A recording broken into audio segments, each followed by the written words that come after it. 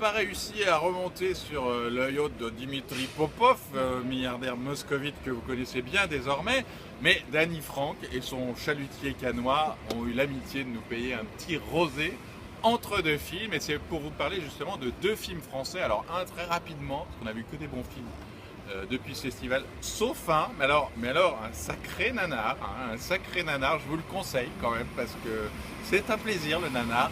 Et là, Marguerite et Julien de Valérie Donzelli, adapté, oh là là, Danny Frank commence à nous faire bouger, on est sur le chalutier.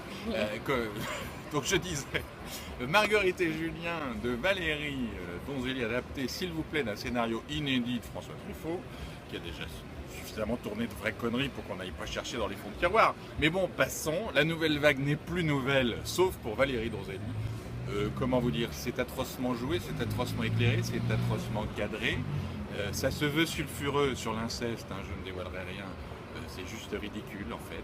Donc on passe. Par contre, un autre film passionnel beaucoup plus intéressant, c'est celui de May Wen, s'il vous plaît, avec un casting haut de gamme, à savoir Emmanuelle Berco, qui avait déjà réalisé le film d'ouverture La Tête Haute, et qui ici est là comme actrice, et un certain Vincent Cassel, absolument exceptionnel. Ça s'appelle Mon Roi. Alors c'est très simple, c'est l'histoire d'un pervers narcissique.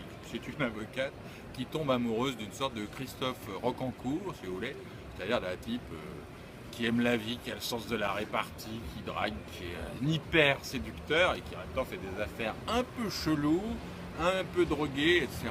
Et c'est les va-et-vient amoureux de ces deux êtres, mais après coup. C'est la petite originalité, parce que c'est quand même pas là que se situe l'intérêt principal du film, c'est-à-dire que le personnage d'Emmanuelle Berco, avocate, a fait une chute de ski qu'on voit au début du film, et elle est en train de se reconstruire le genou, et comme le dit May Wen, mais je vous assure que le film vaut mieux que ça quand même, dans le genou, il y a je et il y a nous.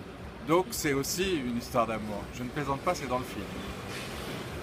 Alors les trois mots du May Wen, c'est d'abord irrésistible, parce que c'est un peu le charme de Vincent Cassel et de son personnage au début du film. Ensuite c'est insupportable, parce que c'est un peu ce que devient le personnage aux yeux de son avocate. Et enfin c'est passionnel, parce que c'est tout simplement le thème du film, la passion.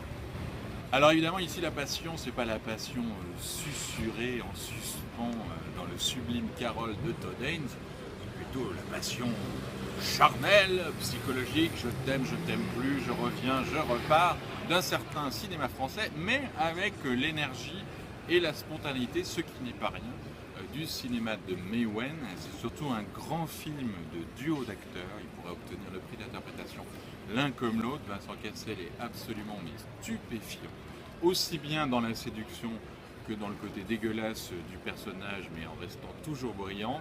Et surtout, on découvre qu'Emmanuelle Berco, qu'on avait déjà vu dans les films de Claude Miller, est vraiment une très très grande actrice.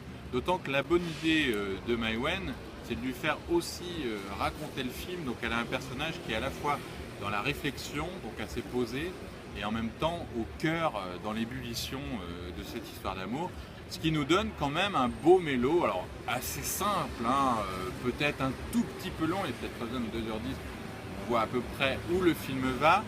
Les deux personnages sont peut-être pas assez fouillés, c'est-à-dire que l'avocate, le contexte social n'y est pas trop, et le côté un petit peu affaire chelou du Vincent Cassel non plus, mais on marche quand même, simplement parce que le duo fonctionne à plein, ça nous change du film de Valérie Donzelli. Donc la note, c'est la note absolue quand on parle d'un bon film, c'est-à-dire le 7, ce qui est très bien.